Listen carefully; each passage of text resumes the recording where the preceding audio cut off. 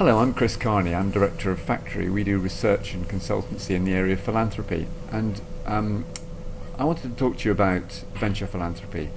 It's a strange new world, this world of venture philanthropy, a world in which philanthropists, instead of just simply giving us money, are asking us to give them a pile of feedback, give them a deal in which they can see the impact of their giving.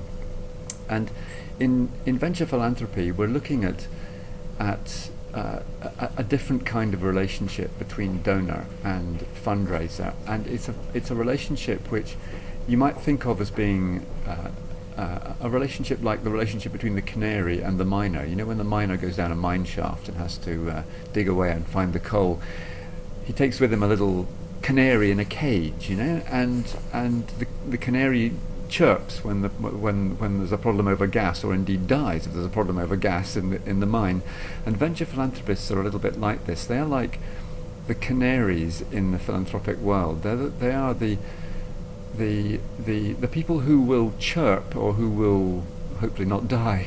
People who will chirp when they need something from us.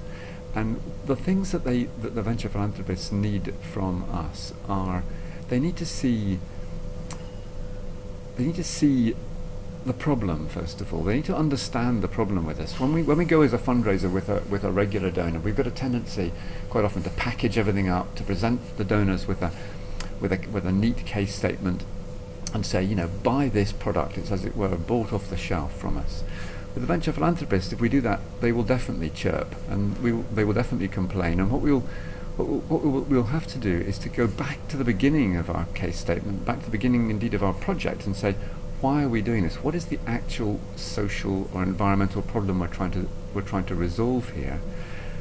Now let's work with a venture philanthropist on that problem and try and come to a solution together. The venture philanthropists aren't so interested in packages. They're much more interested in the original problem and the many ways in which those problems can be solved.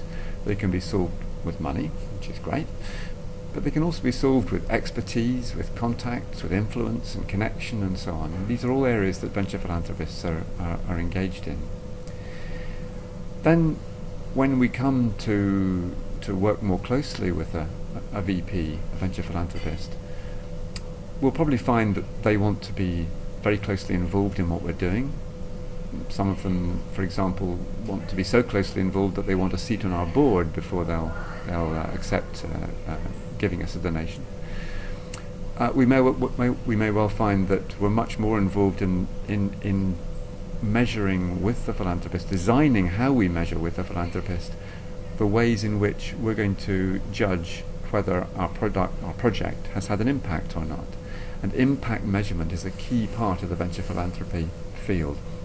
And indeed, venture philanthropists have invested in helping develop systems to allow us to measure how much impact our project is having. The venture philanthropist will then probably want to be involved in looking at the finance. You know, is it just a donation you need? Is that the best way to finance this project or this activity? Or could it be a loan? Or could you set up a social enterprise together? Could they invest in a social enterprise? What's the best way of structuring that finance and timing that finance? So finance is another key area in which venture philanthropists will get involved.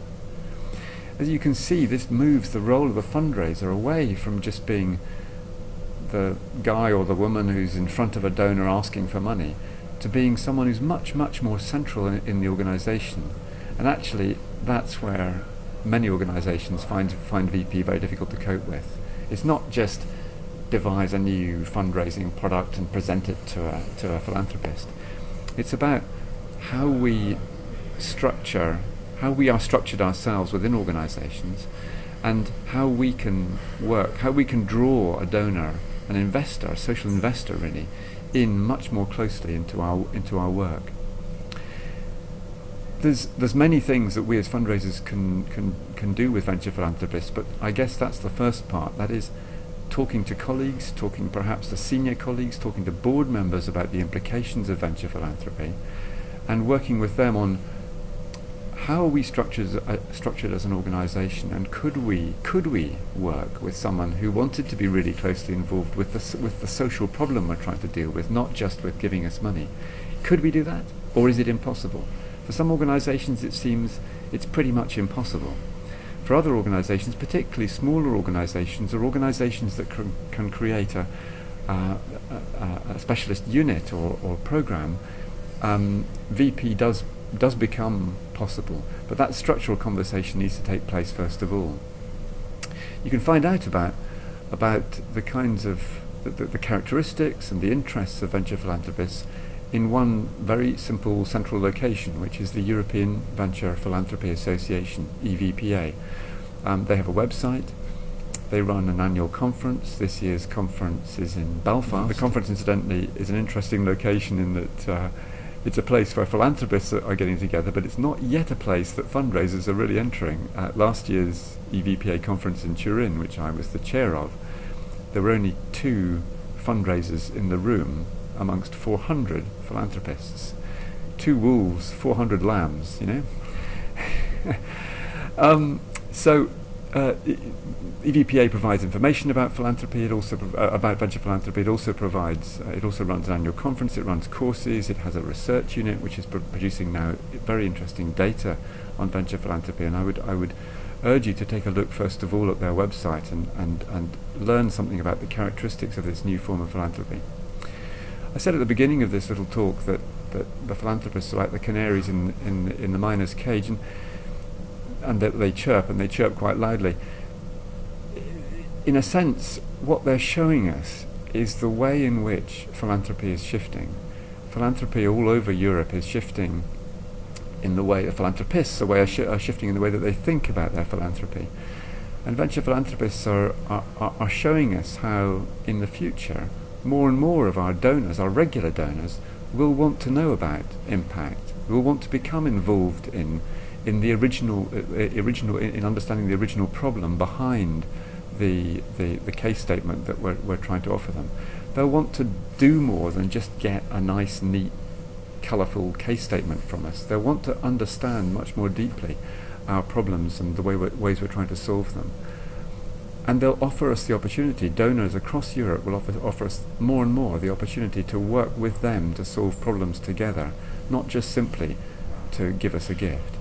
So VPs are showing us how the future of fundraising is going to be, and that's where the real opportunity lies.